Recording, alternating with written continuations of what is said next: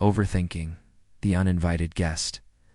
Have you ever felt that our mind is not your own, as if it were a rudderless ship on a churning sea of thoughts that never cease? A relentless race of, if only perhaps, and what if that never finds its finish line? This is not merely thinking, it is overthinking. It is an uninvited guest that storms your inner sanctuary, stealing your tranquility and imprisoning you in a cell of doubt, anxiety, and regret. This is not a defect in your mind. It is a temporary state that many experience and are subject to. It is a signal from your soul saying, I fear losing control. But the truth is, we lose control precisely when we surrender to this guest. In this reflection, I will guide you on a journey to unravel the mysteries of this labyrinth, to understand its deep-seated causes, and to find a way out. For true freedom is not found in controlling everything, but in letting go of what cannot be controlled. Stay with us. Perhaps the facts in this video may change your life forever. Point 1. The mind's labyrinth, an anatomy of overthinking, is fundamentally different from deep thought. Deep thought is a structured and purposeful process, like drawing a map to solve a specific problem.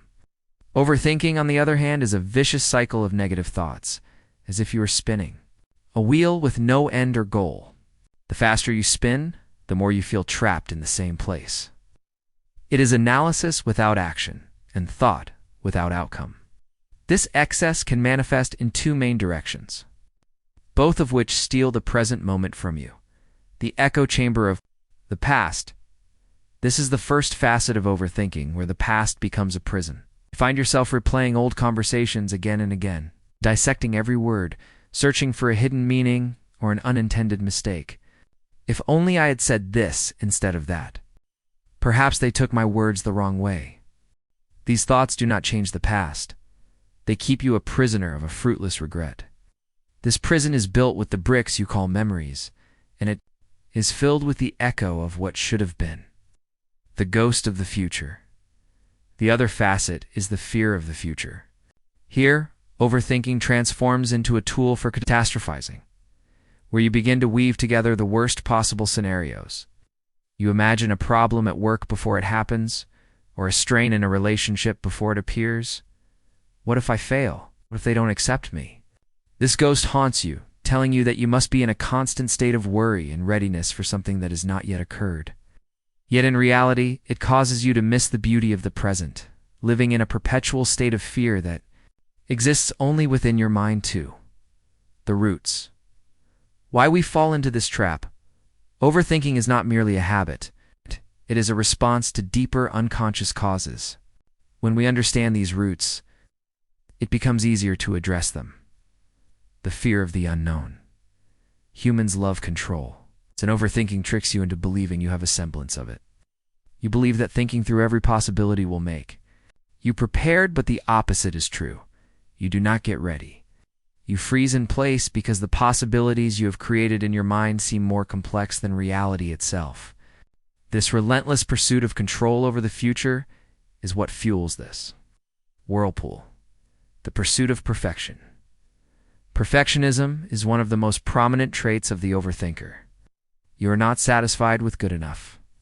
You relentlessly chase after the perfect, which does not exist. This pursuit causes you to reevaluate every single step, fearful that it may be flawed or insufficient. These thoughts are not proof that you are incompetent, but rather a cry of pain from a part of you that believes everything must be perfect and without. Flawed at the illusion of control, overthinking deceives us with a dangerous illusion that merely thinking about a problem means we are getting closer to solving it. This is akin to a drowning swimmer who does nothing but think about the perfect way to swim. This illusion of control keeps us in place, consuming our mental energy in an endless analysis, instead of moving one step forward. The wound of insecurity. At the core of many overthinkers lies an old wound of insecurity. This wound causes us to doubt ourselves, our worth, and our ability to make sound decisions. Therefore, we reevaluate every word we've said and every decision we've made, out of fear that we might have made a mistake that will expose our lack of competence. This self-doubt is the fuel that ignites the engines of overthinking. 3. The path to freedom. Reclaiming your mind, we cannot fight thoughts with more thoughts. That is a losing battle. The way out is the way of inner peace, which begins with surrender and action. The anchor of the present moment. The present moment is the magic remedy. Begin with a simple practice. When you find your mind caught in the whirlpool, gently guide it back to the present moment. Pay attention to your breath, to the sound of the air entering and leaving your body. This small act of mindfulness returns you from the labyrinth of thoughts to the reality of the moment, which is the only place where you can find peace. The 2-minute rule. Setting boundaries for your thoughts. This is a practical technique for dealing with intrusive thoughts. When a thought loop begins, do not resist it violently. Instead, give it a limited time. Tell yourself, I will think about this for only 2 minutes. During those 2 minutes, allow yourself to think about whatever you want. When the time is up, make a conscious decision to move on from the topic. This practice does not suppress thoughts. It teaches your mind that it does not have its absolute control over your attention. The art of action, breaking the cycle. Overthinking is a paralysis of thought, and action is the strongest antidote. Do not wait for your thoughts to be perfectly organized. Simply start with the smallest possible step. If you are overthinking a project, begin by opening the file and writing a title. If you are dwelling on a difficult conversation, send a simple message. Action, no matter how small, gives your mind proof that there is another way to deal with things besides just thinking about them. Action breaks the cycle. The compassion lens, rescripting the narrative, regret about the past is a result of harsh self-judgment. Rewrite your internal narrative about yourself. Instead of saying, I'm stupid for having said that, ask yourself, what did I learn from that conversation? Or I was doing the best I knew how at the time. This self-compassion melts the ice of regret and frees your energy. Remember that every decision you have made was a result of the circumstances you were in at that time. So be kind to yourself. The art of letting go. Ultimately, every thought you have is just a thought. Thoughts come and go. Imagine your thoughts are clouds passing in the sky of your mind. When you observe your thoughts without clinging to them, you learn the art of detachment. Do not try to fight them or change them. Just watch them pass. This practice teaches you that thoughts are not you. It is merely a mental habit that you can transform. The journey may not be easy at first, but every step towards mindfulness, action, and self-compassion is a step towards reclaiming your mind from this guest. Always remember, you are not a prisoner of your thoughts. You are the master of your mind. When you find peace within, no storm from the outside can ever hold you captive. Now, we will show you 3 different cases suffer from overthinking. Case 1. After a job interview. Imagine Tom, who just left a job interview. Immediately, his mind starts replaying every moment. Was my answer to that question good enough?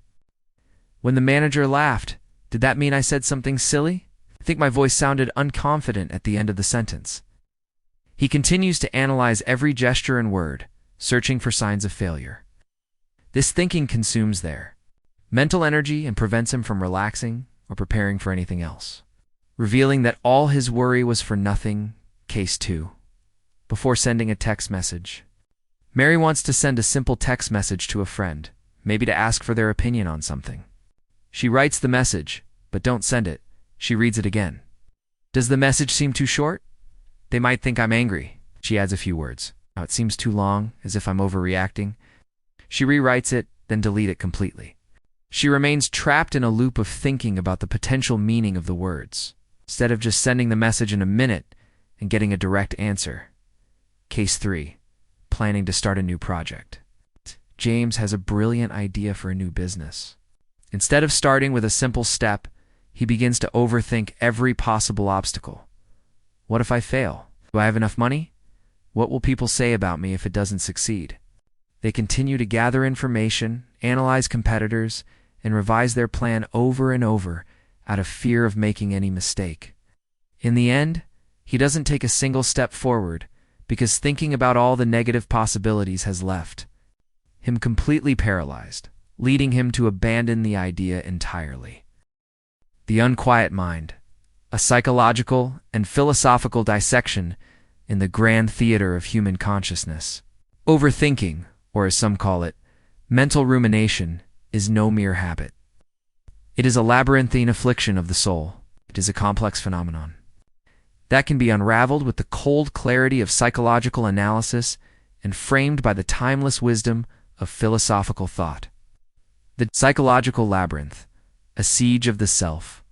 From a psychological vantage point, overthinking stands as a maladaptive coping mechanism forged by the ego in its frantic quest for control over a chaotic world. It is the mind's desperate attempt to build a fortress of certainty from the thin air of conjecture. At its core, overthinking is a crucible of cognitive distortions, those mental mirages that bend reality to fit our fears. The overthinking mind is a master of these illusions. Catastrophizing, it transforms a pebble of a problem into a looming mountain of despair, imagining the gravest possible outcomes for the most trivial of events. Mind reading, it usurps the silence of others and fills it with hostile intentions, fabricating judgments without a shred of evidence. Jumping to conclusions, it sprints from an observation to a dire conclusion, cementing a narrative of failure before the facts have even had a chance to surface. This relentless mental churning is a direct consequence of a hyper-aroused neurological state. The mind's logical prefrontal cortex, which should be a calm strategist, enters a state of overdrive, while the amygdala, the brain's primal fear center, remains perpetually activated. This creates a feedback loop of stress flooding the system. With cortisol and adrenaline, the result is a paradox.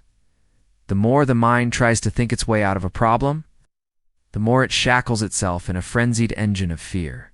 Rendering true rational thought impossible, psychology also draws a vital distinction between two forms of this affliction: rumination, the obsessive replaying of past events, and worry, the anxious dwelling on future calamities. Both are twin manifestations of a mind untethered from the present, unable to find peace in the only moment that is ever truly real. They are the twin faces of a deep-seated insecurity, fueled by the corrosive poison of perfectionism and the desperate desire for external validation. Now, we introduce Vincent van Gogh as the first example in our video suffered from overthinking. The renowned Dutch painter, a pioneer of post-impressionism, was a man whose genius was inseparable from his intense internal turmoil. His prolific collection of letters, particularly those to his brother Theo, reveal a mind in a constant state of analysis and rumination. Van Gogh was obsessed with perfecting his technique, dissecting his own emotions, and questioning his life's purpose and worth. This relentless overthinking was a major contributor to his severe bouts of anxiety, depression, and psychological crises. His creative output was a way to channel these overwhelming thoughts, but he was rarely at peace. His story is a poignant example of how a brilliant mind can be a prison when it is left to endlessly ruminate on itself. Example number 2, Charles Darwin. The father of evolutionary biology, Charles Darwin, was a famous overthinker. Theory of natural selection was groundbreaking, but he delayed its publication for over 2 decades. He was so consumed by the need for perfect, irrefutable evidence that he was paralyzed by doubt and the fear of public and scientific backlash. He spent years meticulously cataloging every potential objection to his theory, fearing his work would be seen as flawed. His intense overthinking nearly cost him his place in history, as he was only prompted to publish after a competing scientist, Alfred Russel Wallace, independently developed a similar theory. Example number 3, Abraham Lincoln. One of the most revered figures in American history, Abraham Lincoln, was known for his profound melancholy and introspective nature. During the immense pressure of the Civil War, Lincoln's tendency to ruminate on the lives lost and the weight of his decisions was a form of deep overthinking. He would often sit alone for hours, contemplating the ethical and moral dilemmas he faced. While his deep consideration often led to wise and compassionate choices, it also came at a great personal cost, fueling his well-documented struggles with what was then called melancholy. Lincoln's life shows how overthinking, even in the service of a grand purpose, can be a heavy burden to bear. The Stoic philosophy, a citadel of the soul. The Stoics, those ancient architects of inner peace, did not see overthinking as a clinical disorder, but rather as a profound misuse of the mind. They provided a philosophical compass for navigating its turbulent waters, built upon a few foundational principles. The dichotomy of control. This is the bedrock of Stoic discipline.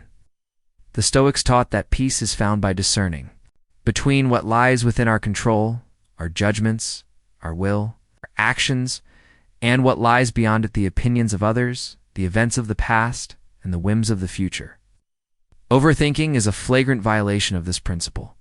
It is the futile act of the mind attempting to steer a ship in a storm by controlling the waves rather than by holding the rudder.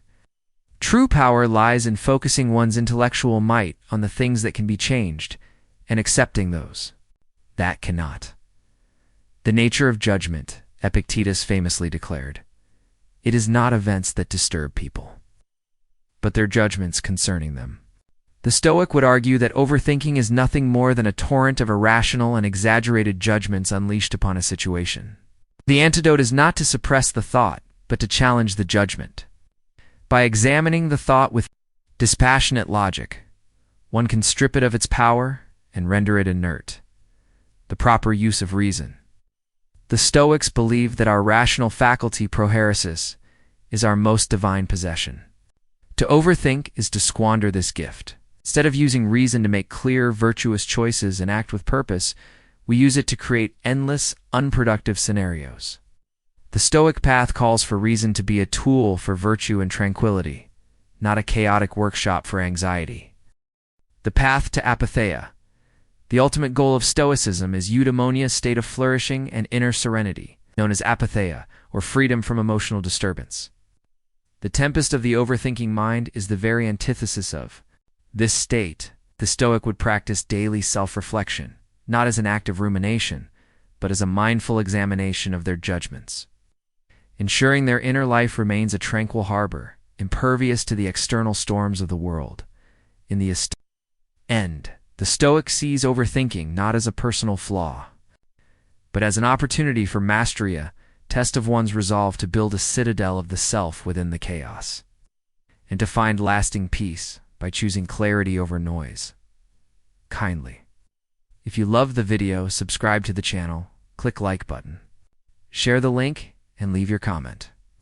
If you would like to tell us about a memory or a current situation, you tend to overthink things and make a bigger deal out of it. We are all ears to listen to you.